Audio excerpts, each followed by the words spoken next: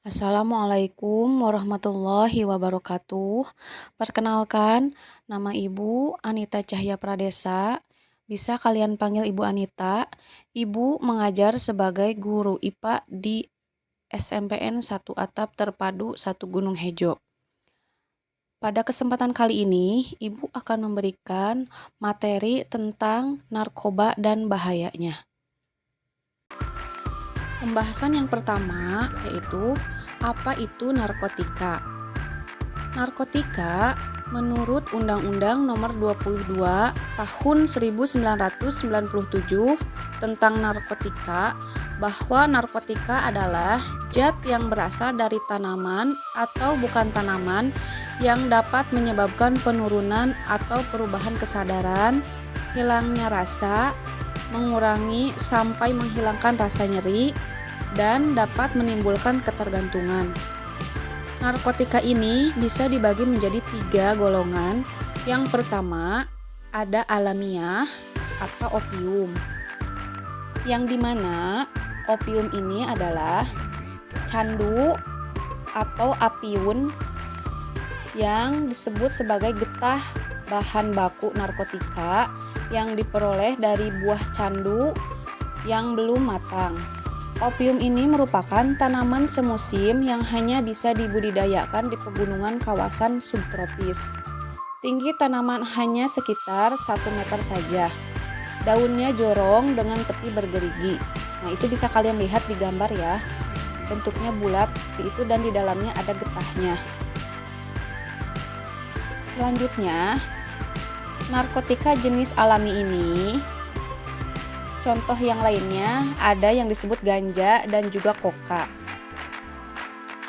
Ini biasa digunakan melalui proses sederhana karena kandungannya yang masih kuat, zat tersebut tidak diperbolehkan untuk dijadikan obat.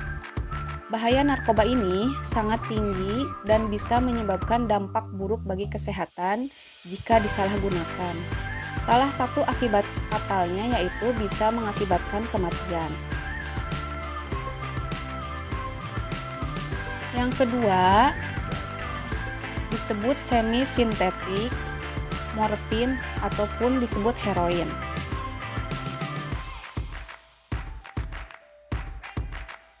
Golongan yang kedua ini bisa dimanfaatkan untuk pengobatan asalkan sesuai dengan resep dokter. Jenis golongan ini juga bisa berpotensi tinggi menimbulkan ketergantungan dan juga kecanduan apabila menggunakannya berlebihan dan terlalu sering. Narkotika jenis semi-sintetis ini pengolahannya menggunakan bahan utama berupa narkotika alami yang kemudian diisolasi dengan cara diekstraksi atau memakai proses lainnya. Contohnya adalah morfin, heroin, kodein, dan lain-lain. Yang ketiga, ada sintetik atau petidin dan metadon. Golongan yang ketiga yaitu narkotika jenis sintetis. Jenis yang satu ini didapatkan dari proses pengolahan yang rumit. Golongan ini sering dimanfaatkan untuk keperluan pengobatan dan juga penelitian. Contoh lainnya dari narkotika ini yaitu amfetamin, metadon, deksamfetamin, dan sebagainya. Golongan ini juga bisa mengakibatkan ketergantungan yang cukup ringan dan banyak dimanfaatkan juga untuk pengobatan serta terapi. Selanjutnya, psikotropika. Psikotropika adalah zat atau obat baik alami atau sintetis, bukan narkotika yang berkhasiat psikoaktif yang mempengaruhi susunan saraf pusat dan menyebabkan perubahan khas pada aktivitas mental dan perilaku. Psikotropika dibagi menjadi 4 golongan. Golongan yang pertama yaitu psikotropika yang tidak digunakan untuk tujuan pengobatan dengan potensi ketergantungan yang sangat kuat. Contoh dari golongan satu ini yaitu ekstasi dan obat penenang. Selanjutnya, golongan yang kedua yaitu psikotropika yang berkhasiat terapi tetapi dapat menimbulkan juga ketergantungan terhadap penggunanya. Contoh dari golongan 2 ini yaitu amfetamin. Psikotropika golongan 3 yaitu psikotropika dengan efek ketergantungannya sedang dari kelompok hipnotik sedatif. Contoh dari golongan 3 ini yaitu fenobarbital. Yang terakhir, golongan 4 yaitu psikotropika yang efek ketergantungannya ringan. Contoh dari golongan 4 ini yaitu diazepam dan nitrazepam. Selanjutnya, zat adiktif. Zat adiktif adalah obat serta bahan-bahan aktif yang apabila dikonsumsi oleh organisme hidup dapat menyebabkan kerja biologi serta menimbulkan ketergantungan atau adiksi yang sulit dihentikan dan berefek ingin menggunakannya secara terus-menerus. Yang jika dihentikan akan memberi efek lelah luar biasa atau rasa sakit yang luar biasa. Zat adiktif ini dibagi menjadi 3 contoh. Yang pertama ada minuman alkohol, yang kedua ada inhalasi. Inhalasi ini yaitu gas yang dapat dihirup. Yang ketiga ada tembakau atau juga biasa disebut rokok. Adapun bahaya narkoba dibagi menjadi 4. Yang pertama, halusinogen. Halusinogen mampu memberikan efek pusing, disorientasi, kebas, sensasi seperti melayang, dan kebingungan pada pemakainya. Efek samping yang dapat timbul akibat pemakaian adalah kehilangan memori, peningkatan detak jantung, panik, dan menjadi agresif, berhalusinasi, kecemasannya sangat tinggi, dan peningkatan detak jantungnya sangat cepat. Yang kedua, ada adiktif atau kecanduan. Pecandu narkoba bisa disebut seorang penyalahguna yang telah mengalami ketergantungan terhadap satu atau lebih narkotik, psikotropika, dan bahan adiktif lain atau disebut narkoba, baik secara fisik maupun psikis. Berat ringannya gejala putus zat bergantung pada jenis narkoba dan dosis yang digunakan serta lama pemakaiannya. Yang ketiga, ada stimulan. Sesuai dengan namanya, stimulan menyebabkan organ tubuh seperti otak dan jantung terangsang untuk bekerja lebih cepat, sehingga menyebabkan efek ketagihan bagi para penggunanya.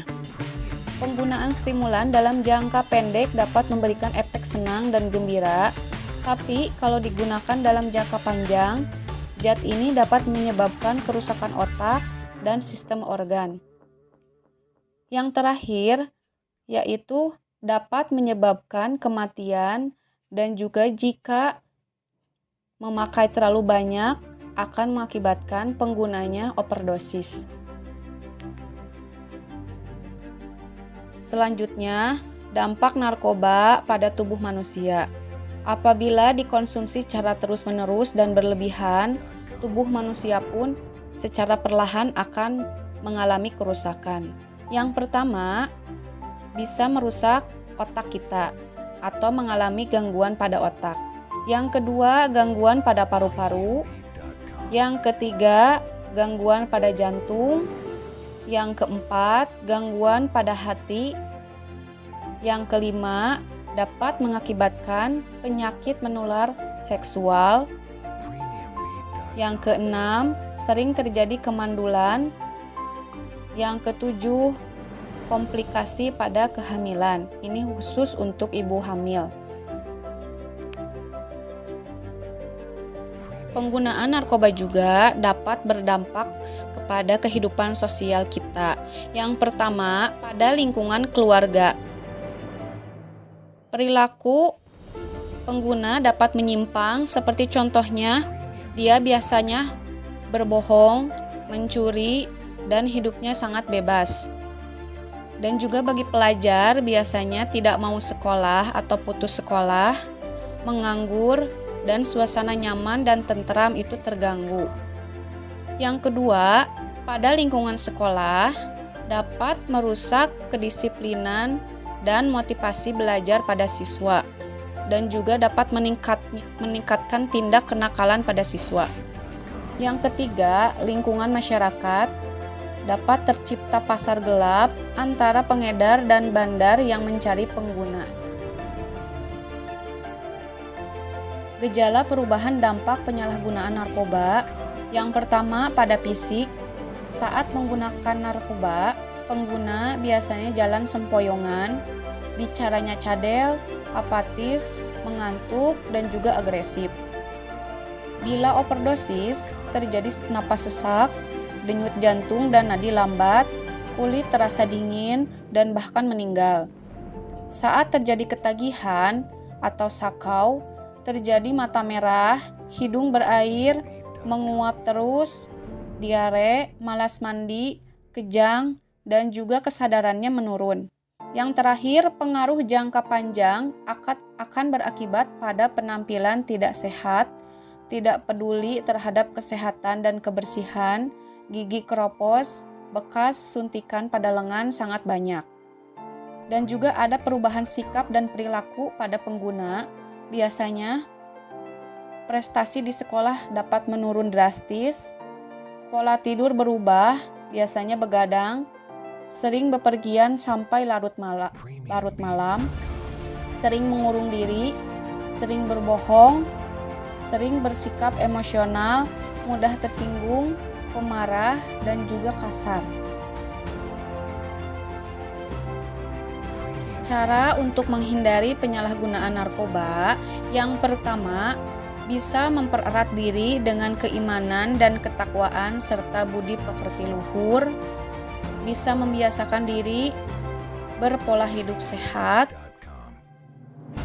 Selanjutnya bisa menolak bujukan dari orang-orang sekitar apabila bujukan tersebut dapat merugikan kita. Selanjutnya belajar dengan sungguh-sungguh, mengisi waktu luang dengan kegiatan yang lebih bermanfaat, dan yang terakhir hindari tindakan yang tidak bermanfaat atau dapat merugikan diri kita sendiri. Yang terakhir adalah kesimpulan dari materi hari ini adalah bahwa narkotika adalah obat terlarang sehingga siapapun yang mengkonsumsinya atau menjualnya akan dikenakan sanksi yang terdapat pada Undang-Undang Nomor 35 Tahun 2009 tentang narkotika. Dan juga dilarang keras untuk mengkonsumsi dan menjualnya. Selain itu, di dalam Undang-Undang Nomor 35 Tahun 2009 tentang narkotika hanya dapat digunakan untuk kepentingan pelayanan kesehatan dan juga ilmu pengetahuan. Dan untuk kalian, pelajar ataupun siswa, sangat tidak diperbolehkan atau dilarang keras untuk mendekati ataupun mencoba barang terlarang ini, karena akan merusak masa depan kalian.